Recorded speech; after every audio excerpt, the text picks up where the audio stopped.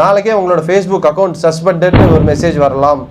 So நேற்று night எங்களுடைய 2.4 million Instagram page வந்து ஹேக் ஆகிடுச்சு. மற்றது எல்லாமே வந்து வாடகை வீடுங்க. வெப்சைட் அப்படிங்கிறது உங்களோட சொந்த வீடு. நாளைக்கே உங்களோட ஃபேஸ்புக் அக்கௌண்ட் சஸ்பெண்டட்னு ஒரு மெசேஜ் வரலாம்.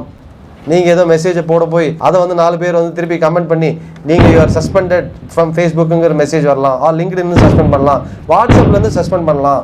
அதான் கூகுள் இருக்குல்ல, ஃபேஸ்புக் இருக்குல்ல, ஏன் வெப்சைட் பண்ணணும்? சரி, பட் வெப்சைட்லேருந்து யாரும் என்ன பண்ண முடியாது, சஸ்பெண்ட் பண்ண முடியாது. ஏன்னா அது உங்களோட சொந்த வீடு.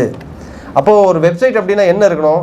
நீங்கள் என்ன பிஸ்னஸ் பண்ணுறீங்களோ அதுக்கு ஏற்ற மாதிரி இருக்கணும். எக்ஸாம்பிள், கன்ஸ்ட்ரக்ஷன் பண்ணுறீங்களா, கன்ஸ்ட்ரக்ஷனுக்கு பண்ணுற ஒரு வெப்சைட்டுக்கு ஒருத்தர் வந்து பார்க்குறாங்கன்னா அவர் என்னங்க எதிர்பார்ப்பாரு?